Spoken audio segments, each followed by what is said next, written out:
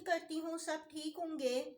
आप लोग जो चैप्टर पढ़ रहे थे वो मैटर का चैप्टर था और ये चैप्टर जो है मैंने जो लास्ट हमारा लेक्चर था उसमें ये कंप्लीट हो गया था। आज जो है मैं रिव्यू दे रही हूँ एक मैटर के चैप्टर का।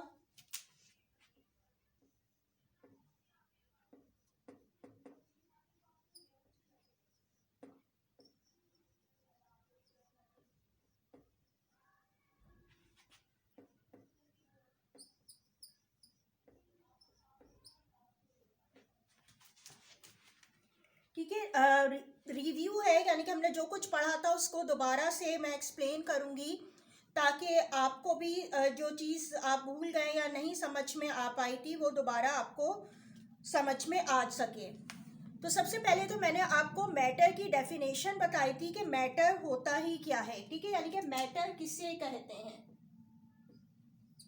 मैटर किसे कहा जाता है? Any substance which has weight and occupy space is called matter. यानी कि कोई भी ऐसी चीज जो कि वेट रखती है, वजन रखती है और स्पेस ऑक्यूपाई करती है यानी कि जगह घेर रही होती है, उसे क्या कहते हैं? मैटर कहते हैं। फॉर एग्जाम्पल जैसे कि आप लोगों के इर्द गिर्द चीजें मौजूद होंगी कि जैसे बुक है, बुक का अपना एक वेट है, ठीक है, और वो उसने जो है आप टेबल पे रखिए तो उसने स्पेस ऑक्यूपाई करी। इसी तरह कॉपी है, इसी तरह एक पेंसिल भी है क्योंकि पेंसिल का भी अपना एक वेट है और वो जो है वो जगह भी घेर रहा है यानी कि जिस जगह पे ये रखी हुई है पेंसिल उसने स्पेस को कवर किया है, तो ये पेंसिल भी मैटर हुई। इसी तरह स्केल है, स्केल का भी एक अपना लाइट होगा, ठीक है, कॉपी के मुकाबले में, लेकिन इसका भी कुछ ना कुछ वेट ज़रूरी होगा। तो यानी कि हर वो चीज़ जो कि वेट रखती हो और स्पेस ऑक्यूपाई करती हो उसको क्या कहा जाता है? उसको हम मैटर कहते हैं। ठीक है, और साथ चाहे एक आप निडल देख लें, सुई जो होती है निडल जिससे कि एक अपने सीते निडल, उसका भी एक अपना वेट होता है और वो भी जो स्पेस ऑक्यूपाई करती है तो वो भी क्या है? मैटर कहलाएगी। मैटर से ये नहीं होगा कि बहुत ज़्यादा कोई हैवी चीज़ ही है कि उसका कोई वेट है, कोई मशीन है जिसकी बहुत ज़्यादा वेट है उसको मैटर कहते हैं, नहीं, बल्कि जो भी चाहे वो लाइट वेट भी हो, वेट रख रही है और स्पेस ऑक्यूपाई कर रही है, चाहे वो छोटी हो या बड़ी हो, उसको हम कहते हैं मैटर। ठीक है, एक तो मैंने आपको ये समझाया था मैटर के बारे में। इसके बाद मैंने आपको एक टॉपिक बताया था जिसका नेम था एटम। एटम्स के बारे में बताया था। एटम्स क्या होते हैं? Atom is the smallest particle which make matter, यानी कि जो मैटर है वो जिससे मिलकर बना है वो बहुत ही छोटे पार्टिकल्स हैं और उन छोटे पार्टिकल्स को क्या कहा गया है? एटम कहा जाता है। और इसकी मुख्तलिफ किस्म के कॉन्स्टिट्यूट भी बताए गए थे, जैसे कि प्रोटॉन, इलेक्ट्रॉन और न्यूट्रॉन जो है एक एटम में मौजूद होता है। अगर एक एटम का स्ट्रक्चर देखें, इसके बारे में पूरा डिटेल से आप नेक्स्ट क्लासेस में पढ़ेंगे। यहाँ पे सिर्फ जो है वो आपके नेम दिए गए हैं, तो वो मैंने आपको एक्सप्लेन करके पूरा ड्रॉ करके भी उसका एटम का स्ट्रक्चर जो है वो लेक्चर में बताया था। इसके बाद जो है वो आपका टॉपिक था जो कहला रहा था मॉलिक्यूल्स।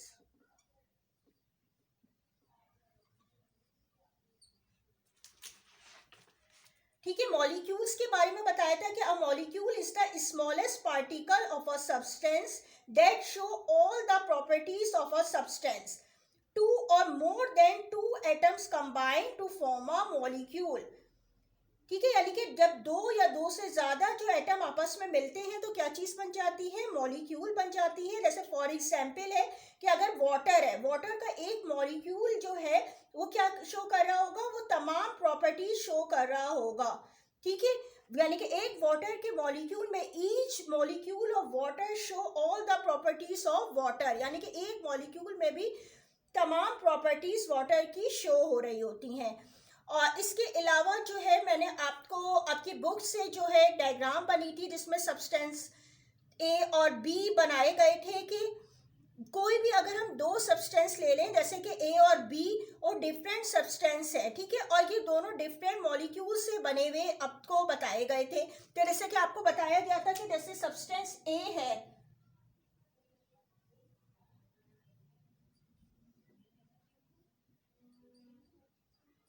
ठीक है, सब्सटेंस ए है, तो इसके बारे में बताया था कि अगर इसको हम फिगर के लिहाज से देख लेंगे, इस तरह के जो है ये मॉलिक्यूल से बना हुआ है। ठीक है, एक सब्सटेंस हमने ए ले लिया और इसी तरीके से दूसरा सब्सटेंस हमने लिया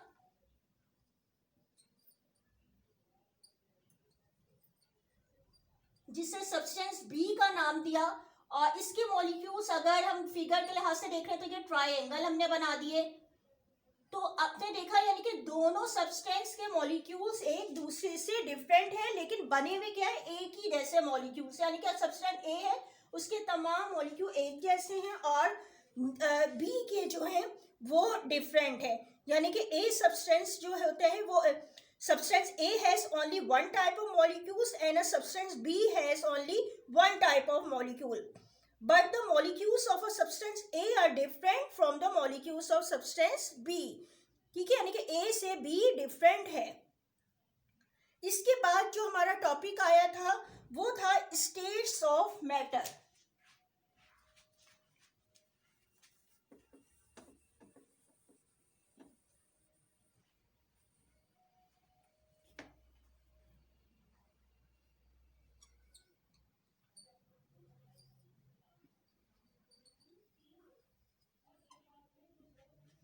ठीक है, स्टेट्स ऑफ मैटर में मैंने आपको बताया था कि कितनी टाइप्स के मैटर होते हैं। इसमें आपको बताए गए थे मैटर में 3 टाइप्स इसकी बताई थी। एक कहलाती थी सॉलिड, दूसरी थी लिक्विड और थर्ड थी गैस। ठीक है, ये 3 स्टेट्स आपको बताई गई थी कि मैटर की 3 स्टेट्स होती हैं। उसके बाद वन बाय वन करके पूरा डिटेल में एक एक लेक्चर एक स्टेट के ऊपर था कि ऑफ सॉलिड को जब मैंने एक्सप्लेन किया था तो उसमें बताया था कि दे आर रिजिड, यानी कि एक ये हार्ड होते हैं, और इसके अलावा इनका बताया था they have a definite shape, इनकी शेप होती है जैसे आप कॉपी है, पेंसिल है, चेयर है, इसकी कोई ना कोई शेप है तो ये सॉलिड है। ठीक है, इसके अलावा आपको ये भी बताया गया था they can not be compress, यानी कि उसको हम प्रेस नहीं कर सकते। ठीक है, वो टूट जाएगी चीज लेकिन प्रेस होके कम नहीं हो सकती। और इसकी एक चीज आपको ये भी बताई गई थी कि मॉलिक्यूल जो होते हैं सॉलिड में वो क्या होते हैं, क्लोजली पैक होते हैं। और यानी कि क्लोजली पैक आपको क्या बताया गया था कि अगर सॉलिड के मॉलिक्यूल्स हैं तो वो क्या होते हैं, बहुत ज्यादा करीब करीब होते हैं, और इसी वजह से जो है इनकी कोई ना कोई शेप होती है। ठीक है, इस तरह का मैंने स्ट्रक्चर आपको बताया था कि बहुत ज्यादा करीब होते हैं, उनमें कोई गैप नहीं होती, इंटरसेलुलर स्पेस नहीं होती है, और इसी वजह से सॉलिड की कोई ना कोई जो है शेप मौजूद होती है। इसी तरह मैंने आपको प्रॉपर्टीज ऑफ लिक्विड के बारे में बताया था कि they are not rigid. Liquid क्या है, जैसे कि वाटर है, जूसेस है, ठीक है, मिल्क है, तो अब ये जो चीजें हैं ये क्या है, लिक्विड फॉर्म में, और इसकी जो है दे आर नॉट रिजिड, इनकी कोई जो है वो ये हार्ड नहीं होते हैं, लिक्विड फॉर्म में होते हैं। और इसके अलावा ये भी बताया गया था they can flow from a higher level to lower level, यानी कि हाई से लो की तरफ फ्लो कर रहे होते हैं। ठीक है, और इसी तरह इनके जब मॉलिक्यूल्स के बारे में बताया गया था तो इसमें बताया गया था the intermolecular space are more than in solid, यानी कि इनमें जो होती है इंटरसेलुलर स्पेस भी मौजूद होती है, यानी कि गैप मौजूद होता है, और ये मॉलिक्यूल्स जो होते हैं सॉलिड में थोड़े से फासले पे होते हैं, डिस्टेंस में होते हैं, और इनके दरमियान बताया गया था कि गैप मौजूद होता है। इसीलिए लिक्विड को हम जिस जगह भी आप डाल रहे होते हैं, जिस तरह के आप जिस यूटेंसिल्स में यूज कर रहे हैं, जैसे कि एक जग में या ग्लास में, तो उसकी जो होती है वैसे ही उसकी शेप हो जाती है। ठीक है, और उसकी कोई अपनी शेप नहीं होती है। इसके बाद आपको एक्सप्लेन किया गया था प्रॉपर्टीज ऑफ गैस के, गैसेस की प्रॉपर्टीज में बताया था दे आर नॉट रिजिड। ठीक है, इसके भी ये हार्ड नहीं होती, गैस फॉर्म में इसको बताया गया था, जैसे कि ऑक्सीजन है हमारे एक गेयर, हमारे सराउंडिंग में भी जो एयर मौजूद है, यहाँ पे भी मुख्तलिफ गैसेस मौजूद है, अब इनहेल कर रहे हैं ऑक्सीजन। ठीक है, इसी तरह जो ये जो है इनकी जो है कोई भी शेप भी नहीं होती है। क्यों इनकी शेप नहीं होती गैस की, क्योंकि ये इनमें जो होती है इंटरमॉलिक्यूलर स्पेस एक तो बहुत ज़्यादा होती है, और ये मॉलिक्यूल्स क्या होते हैं, बहुत ज़्यादा दूर दूर होते हैं, यानी कि गैस के मॉलिक्यूल्स बताता है ये बहुत ज़्यादा फासले पर होते हैं, ठीक है, बहुत ज़्यादा दूर दूर होते हैं, उनमें कोई जो होती है इंटरमॉलिक्यूलर अट्रैक्शन नहीं होती है, स्पेस ज़्यादा होती है और इस वजह से इनकी कोई शेप नहीं होती है।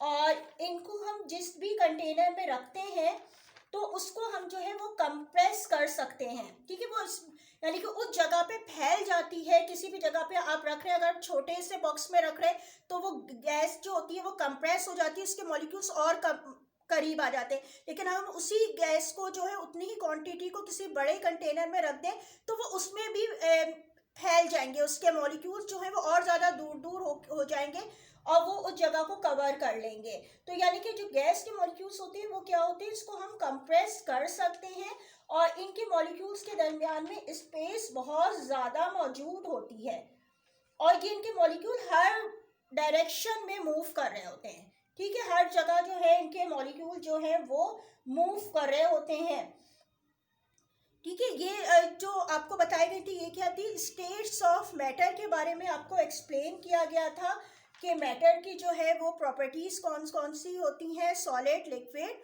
और गैस की, ठीक है। आज मैंने जो है आपको थोड़ा जो है दोबारा से रिव्यू दिया है इस चैप्टर का, ताकि आपको जो जिनको समझ में नहीं आया था वो उनको दोबारा समझ लें इसको, दोनों ने वो भी लेक्चर अटेंड करें और इसको भी देखें क्योंकि उसमें और ज़्यादा मज़ीद डिटेल में ही एक्सप्लेन किया गया था, ठीक है। आज तक जो है मैं इतना ही इसका रिव्यू रख रही हूँ और इसकी जो है मैं कोई आपको होमवर्क आज नहीं दे रही हूँ रिटर्न में, क्योंकि आप लोगों की कॉपीज़ भी आ रही हैं चेकिंग के लिए, तो आपको प्रॉब्लम ना हो, ठीक है। ऑलमोस्ट तो वैसे भी ये चैप्टर कंप्लीट हो चुका है, क्वेश्चन आंसर का कुछ एक्सरसाइज रह गई हैं वो बाद में करवाई जाएंगी।